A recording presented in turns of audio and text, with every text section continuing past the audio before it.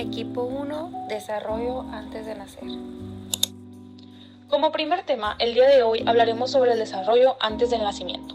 Cuando hablamos de la formación de la conducta humana, lo más importante es lo que sucede, según nosotros, después del nacimiento. Siempre se dice o se le da más importancia cuando el bebé ya nace, dejando de fuera que de igual manera el proceso previo a su nacimiento es muy importante. Sin embargo, ya desde esa etapa anterior al nacimiento pueden producirse sucesos que le afecten al niño en su desarrollo posterior. Esto justifica que nos detengamos brevemente un poquito en recordar cómo transcurre ese periodo en el que el niño es una parte del cuerpo de la madre, del que depende totalmente para sobrevivir. Las actividades que hace la madre, el cómo se alimenta, los descansos, los estados de ánimo, etc., le perjudican o le benefician al niño. Por otro lado, no es una cuestión científica importante de decidir en qué momento el feto se convierte en un ser humano.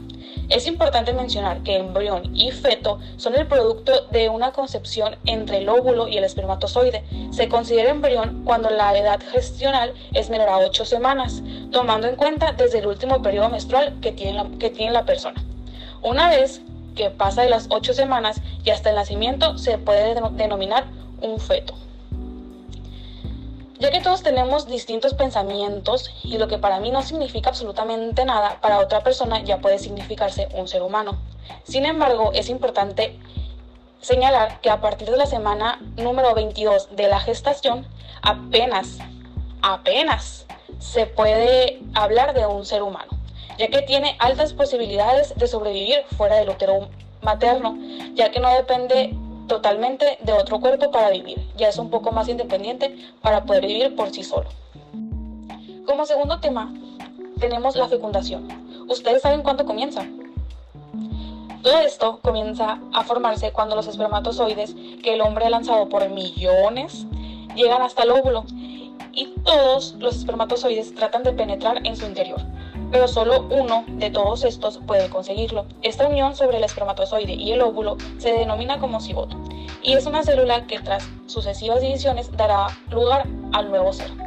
Como dato importante, chamacos, el óvulo también puede ser llamado célula germinal femenina y los espermatozoides también pueden ser llamados células germinales masculinas. Los hombres producen continuamente millones de espermatozoides a partir de la pubertad y las mujeres simplemente ya nacen con el número de ovarios limitados que conforme van creciendo van disminuyendo. Es importante mencionar que todos los seres humanos contamos con 22 pares de cromosomas y un par de cromosomas sexuales. Cada par de cromosomas proviene de un progenitor. Esto nos referimos a 22 de la madre y a 22 del padre, en lo que se almacena toda la información acerca de las características biológicas de cada individuo. En cada cromosoma hay alrededor de 20.000 genes. Los cromosomas del ser humano todos son iguales. Los únicos cromosomas que cambian son los sexuales, que cuando el ser humano es masculino, o sea, hombre, es X y Y cuando el ser humano es femenino, o sea, mujer, es X y X, el cromosoma sexual. El descubrimiento del mecanismo de la reproducción. El descubrimiento del mecanismo de la reproducción humana tiene una antigüedad de 3.500 años. Fueron los griegos quienes realizaron importantes contribuciones a la embriología, entre las que se encuentran las de Hipócrates, Aristóteles y Galeno. Pero los grandes progresos tienen lugar sobre todo a partir del siglo XVI, gracias a la utilización del microscopio. En esta época se pensaba que el espermatozoide estaba contenido un hombre en miniatura, un homúnculo que se desarrollaba en el útero. Fue en 1775, el abate Spallanzani demostró que el esperma era el agente fertilizante y que junto con el óvulo era necesario para la fertilización. La formulación de la teoría celular por Schleiden en 1839 establecía que el cuerpo está compuesto de células. Gracias a dicha teoría facilitó la comprensión de que el organismo se desarrolla a partir del cigoto. El crecimiento del nuevo ser. La duración total de la gestión de la especie humana es de 9 meses, equivalente a 38 semanas, es decir, 266 días, y el desarrollo intrauterino se acostumbra a dividir en 3 periodos. El primer periodo se denomina preembrionario o del cigoto y tiene una duración de unas 2 semanas. El segundo es el periodo embrionario, durante el cual empiezan a aparecer los primeros órganos y dura hasta las 8 semanas y media aproximadamente, es decir, hasta los 2 meses.